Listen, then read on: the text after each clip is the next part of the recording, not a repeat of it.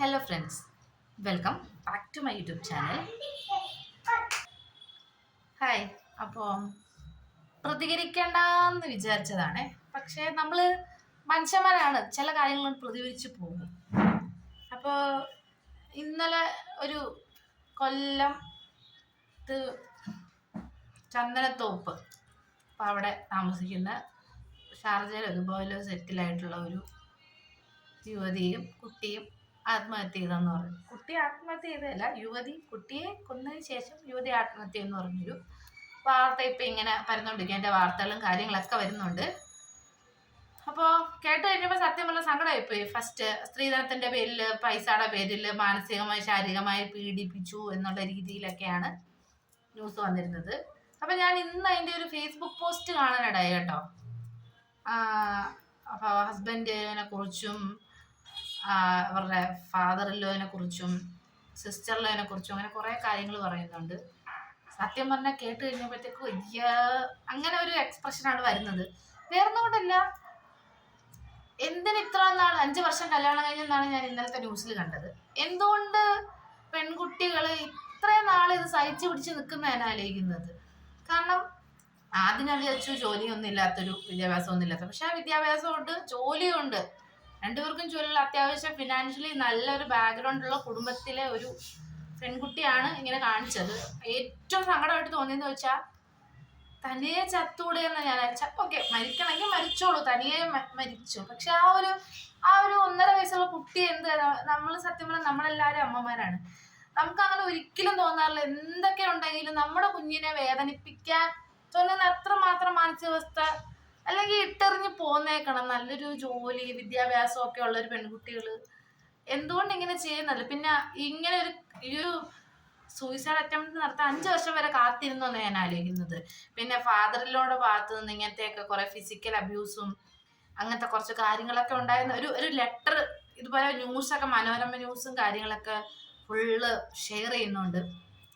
എനിക്കത് കണ്ടിട്ട് തോന്നിയെന്ന് വെച്ച് കഴിഞ്ഞാൽ, എന്തിനാണ് ഈ പെൺകുട്ടികൾ ഇത്രയും സ്ട്രഗിൾ ചെയ്തിട്ട് ജീവിക്കുന്നത്? കുട്ടീനെ ഓർത്തിട്ടാണെങ്കിലും കുറച്ച് നമ്മൾ എന്താ പറയാ സഹിച്ചൊക്കെ നിൽക്കുന്ന ആണ്. പക്ഷേ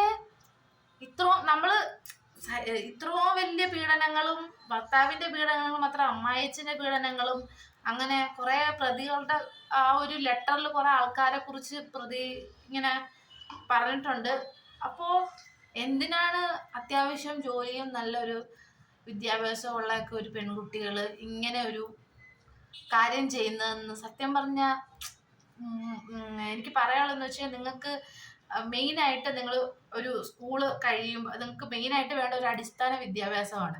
അടിസ്ഥാന വിദ്യാഭ്യാസവും ഒരു ജോലി, പ്രൈവറ്റ് ആയിക്കോട്ടെ ഗവൺമെന്റ് ആയിക്കോട്ടെ, എന്ത് കേട്ടോ, ഒരു സ്ഥിരം അടിസ്ഥാനമായിട്ടൊരു വിദ്യാഭ്യാസം, അടിസ്ഥാനമായിട്ടൊരു ജോലി ഉണ്ടായിക്കഴിഞ്ഞ് നിങ്ങൾക്ക് കല്യാണം കഴിക്കണം എന്ന് തോന്നിയാൽ മാത്രം കല്യാണം കഴിക്കുക. അത് കംഫർട്ടബിൾ അല്ലെങ്കിൽ അത് വിട്ടു പോകുക, അത്രേ ഉള്ളു. കാരണം പിന്നെ ഒരു കാര്യം എന്ന് വെച്ച് കഴിഞ്ഞാൽ, ചില മാതാപിതാക്കൾ നമ്മൾ ഈ കാര്യങ്ങളൊക്കെ പറയുമ്പോഴത്തേക്കും അവർക്ക് വളരെ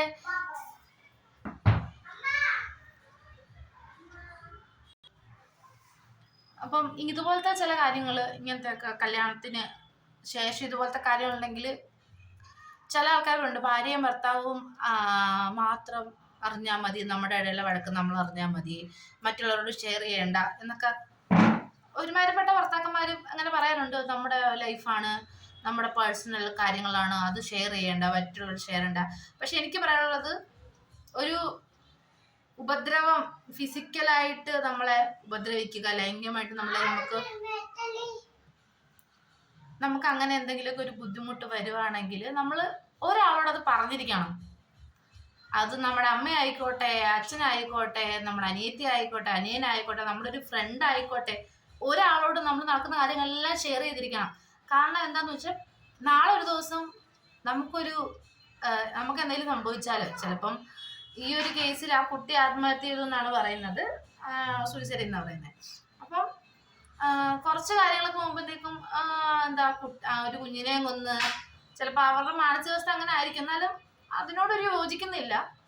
നമ്മൾ ഇങ്ങനെ ഇതുപോലെ നമുക്ക് എന്തെങ്കിലും ആഫ്റ്റർ മാരേജ് ഇതുപോലെ എന്തെങ്കിലും നമുക്ക് ബുദ്ധിമുട്ടുകൾ നമ്മുടെ ഫാമിലി കല്യാണം കഴിച്ചുവിട്ട ഫാമിലി ഉണ്ടായിട്ടുണ്ടെങ്കിൽ നമ്മൾ ശരിക്കും പറഞ്ഞാൽ ഒരാളോട് അത് ഷെയർ ചെയ്തിരിക്കണം. ഷെയർ ചെയ്യണം എന്ന് കാര്യം എന്ന് വെച്ചാൽ നമുക്ക് പിന്നീട് എന്തെങ്കിലും ആയി കഴിഞ്ഞാൽ അങ്ങനെ ആയിരുന്നു നമ്മളിപ്പോൾ വീട്ടുകാരോട് ചിലപ്പോൾ വീട്ടുകാർ വിഷമിക്കും, അങ്ങനെ ഉദ്ദേശിച്ചിട്ട് പറയാത്ത ആൾക്കാരുണ്ട്. വീട്ടുകാരോട് പറയേണ്ട ബാക്കിയുള്ള ആരോടെങ്കിലും ഒരു ഫ്രണ്ട്, ബെസ്റ്റ് ഫ്രണ്ട് കാണുമല്ലോ, ആരോടെങ്കിലും ഒരു ഈ ഒരു കാര്യം പറഞ്ഞിരിക്കണം. എന്താ വെച്ചത് എന്താ എന്നാ ചെയ്തു കഴിഞ്ഞാൽ നമുക്ക് എന്തെങ്കിലും ഒരു അപകടം പറ്റിയാലും ഈ ഒരു ഇതായിട്ട് പറയാൻ പറ്റില്ല നമ്മുടെ ഈ ലോകത്ത് എന്തൊക്കെയാണ് നടക്കുന്നത്.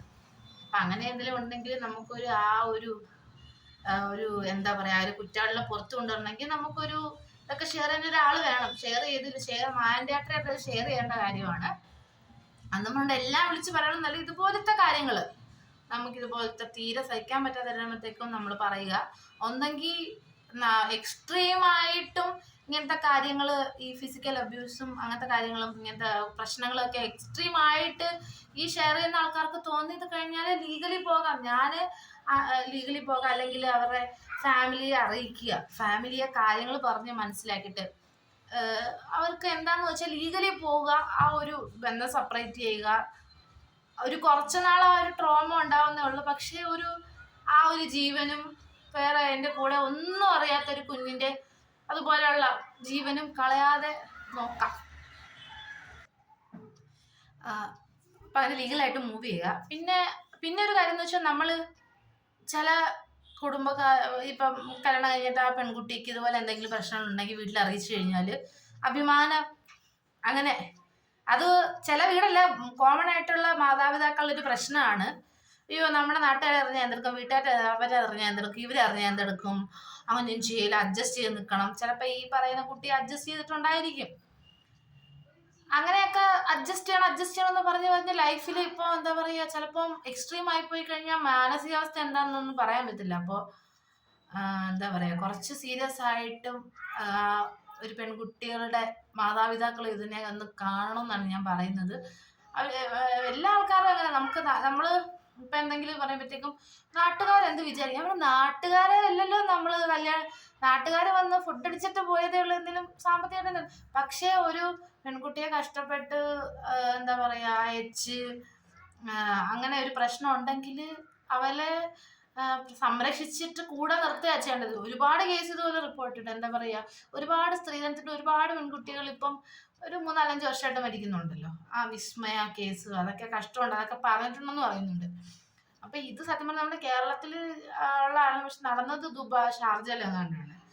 അപ്പോൾ എനിക്ക് എന്താ പറയുക, പെൺകുട്ടികളുടെ മാതാപിതാക്കളും ഈ വികൃതി വെച്ച് ആരെയും കല്യാണം കഴിച്ച് വിടാതിരിക്കുക. നല്ല സ്വന്തം കാലിൽ നിൽക്കാൻ ഒരു തൊഴിലുണ്ടായിട്ട് അവർക്ക് തോന്നുവാണെങ്കിൽ കല്യാണം കഴിക്കുക, അവർക്ക് അത് സെറ്റായാലും ഇട്ടച്ച് പോവുക, അത്രേ ഉള്ളൂ. അന്ന് പറഞ്ഞിട്ട് നിസ്സാര കാര്യങ്ങൾക്ക് ഇട്ടച്ച് പോകണമെന്നല്ല പറയുന്നത്. ചില തീരെ പറ്റാത്ത കുറച്ച് കാര്യങ്ങളൊക്കെ അങ്ങനെ എന്തെങ്കിലും ബുദ്ധിമുട്ടുകളൊക്കെ വരുവാണെങ്കിൽ അത് വിട്ടിട്ട് പോരുക. നിങ്ങൾക്ക് നല്ലൊരു ലൈഫ് ഉണ്ടല്ലോ, അത് ദൈവം തന്നിരിക്കുന്ന ലൈഫ് നല്ല രീതിയിൽ സ്ട്രോങ് ആയിട്ട് നമ്മൾ എല്ലാ കാര്യങ്ങളും മുന്നോട്ട് പോയിട്ട് അത് തരണം ചെയ്യാണ് വേണ്ടത്. അപ്പം ഈ ഒരു വാർത്ത കേട്ടപ്പോൾ സത്യം പറഞ്ഞാൽ എനിക്ക് ഭയങ്കര സങ്കടം പോയി. കാരണം ഞാനൊരു അമ്മയാണ്. അപ്പോൾ നമുക്ക് ആ ഒരു ഒരു അമ്മയതിന് ശേഷം പണ്ടൊരു മനുഷ്യൻ എന്നുള്ള രീതിയിൽ നമുക്കൊരു അമ്മയെന്നുള്ള ഒരു ഇത് വരുമ്പോഴത്തേക്കും ഉണ്ടല്ലോ, ഒരുപാട് വാർത്തകൾ ഇങ്ങനെ കാണുമ്പോഴത്തേക്കും ഇത് പറയുമ്പോൾ എനിക്ക് വല്ലാത്തൊരു ഫീലിങ്സ് ആയിട്ട് വരുന്നത്. അപ്പം അങ്ങനെ വരുമ്പോഴത്തേക്കും ഭയങ്കര കേൾക്കുമ്പോൾ തന്നെ ഭയങ്കര സങ്കടമുണ്ട്. ആ കുഞ്ഞെന്ന് ഒന്നും അറിയാത്ത എന്താന്ന് 1.5 വയസ്സുള്ള കുഞ്ഞ് പാവമുണ്ട്. സത്യം പറഞ്ഞാൽ ഇതിന് കാരണക്കാരായ ആൾക്കാരെ എല്ലാവരും നിയമത്തിന് കൊണ്ടുവരിക, തക്കതായ ശിക്ഷ കൊടുക്കുക. എങ്ങനെ ഈ ദുബായിലെ ഷാർജയില് അവർ ഭയങ്കര ഫിനാൻഷ്യലി നല്ല ഇതാന്ന് പറയുന്നുണ്ട്, പക്ഷെ എന്നാലും ഷാർജയിൽ ഇതുപോലെ ആ ഒരു പെണ്ണിന്റെ ആത്മഹത്യയിലേക്ക് ലീഡ് ചെയ്ത ഈ പ്രതികൾക്കൊക്കെല്ലാം നല്ല തക്കതായ ശിക്ഷ കിട്ടണമെന്നാണ് എൻ്റെ ഒരു അഭിപ്രായം. അപ്പം നിർത്തുന്നു. Thank you.